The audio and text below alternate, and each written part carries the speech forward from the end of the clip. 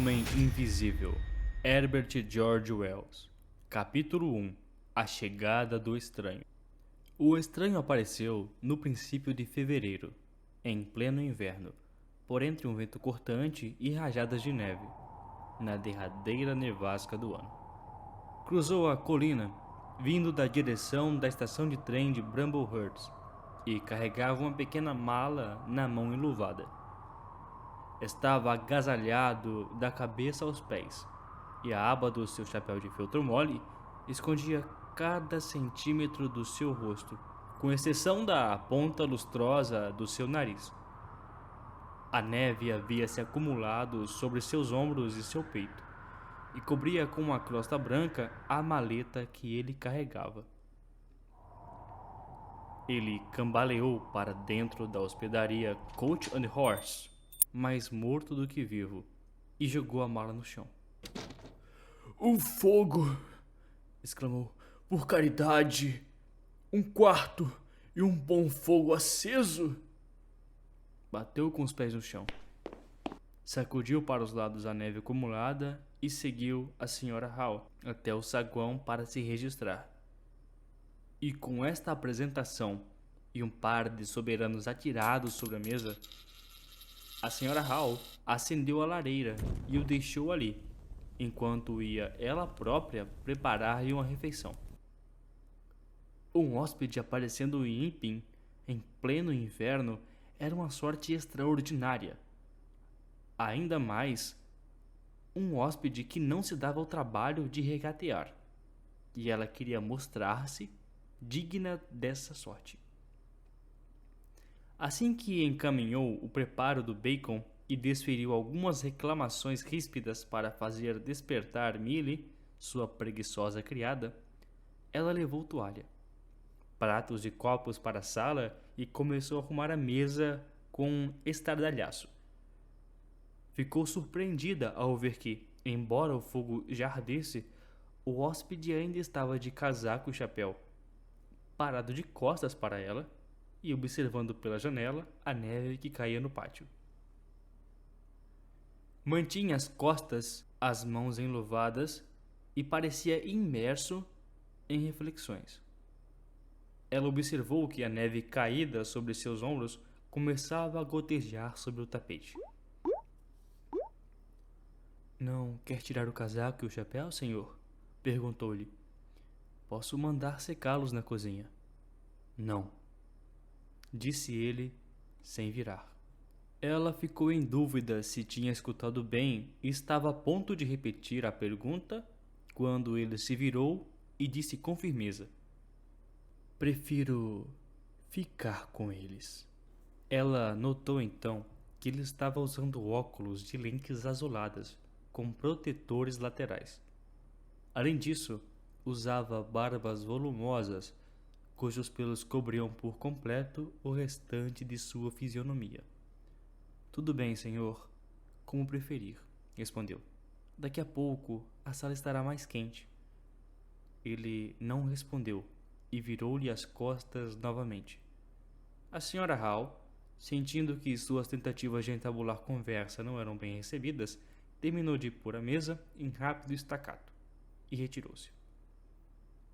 Quando voltou à sala, o visitante permanecia ali de pé como uma estátua, as costas curvadas, a gola erguida, a aba gotejante do chapéu virada para baixo e escondendo por completo seu rosto e suas orelhas.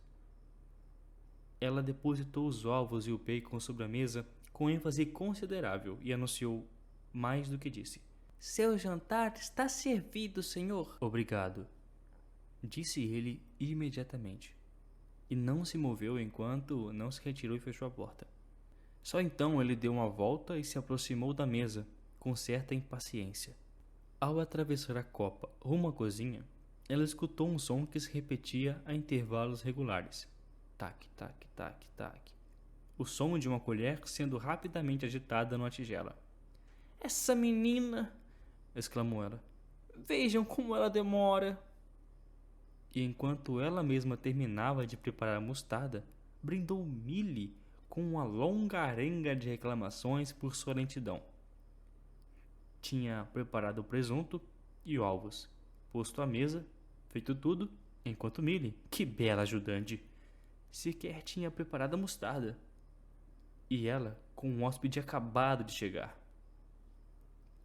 Terminou de encher o pote de mostarda e, colocando-o com certa pomposidade numa bandeja de chá preta e dourada, levou-a para a sala.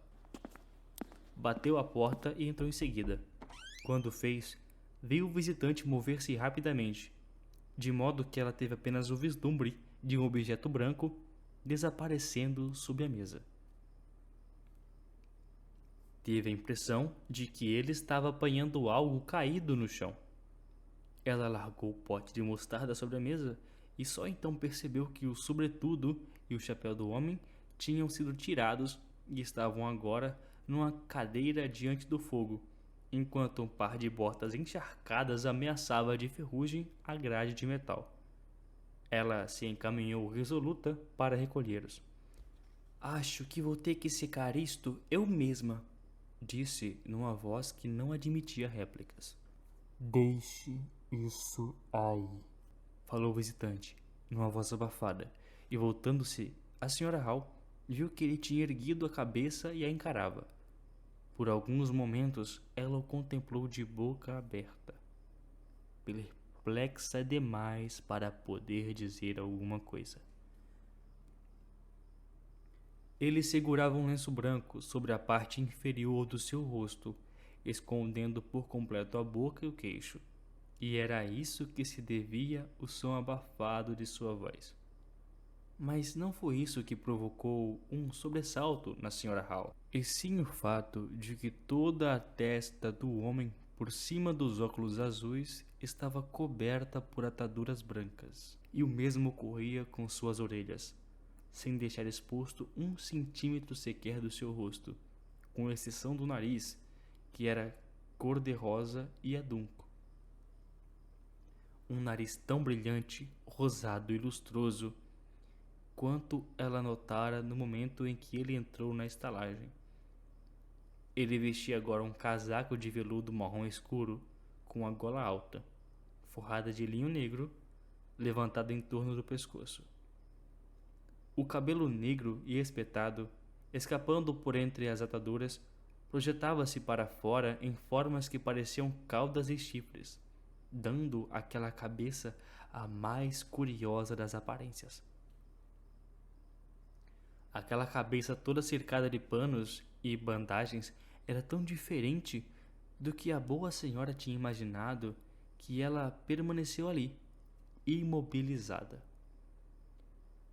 O homem não tirou o lenço da frente do rosto, mas o manteve ali erguido com uma mão, que ela percebeu agora estar enluvada, e mantinha fixo sobre ela aqueles inescrutáveis óculos azuis. "Deixe o chapéu", disse ele, procurando pronunciar as palavras de modo bem distinto através do pedaço de tecido. Os nervos dela começaram a se recobrar do choque, e ela voltou a pousar o chapéu na cadeira em frente ao fogo. "Eu não sabia, senhor", balbuciou ela, e... deteve-se, embaraçada. "Obrigado", disse ele secamente. Virou-se para olhar a porta e depois voltou a encará-la. "Vou secar tudo bem direitinho, senhor, agora mesmo", disse ela, e agarrando as roupas, deixou às pressas o aposento.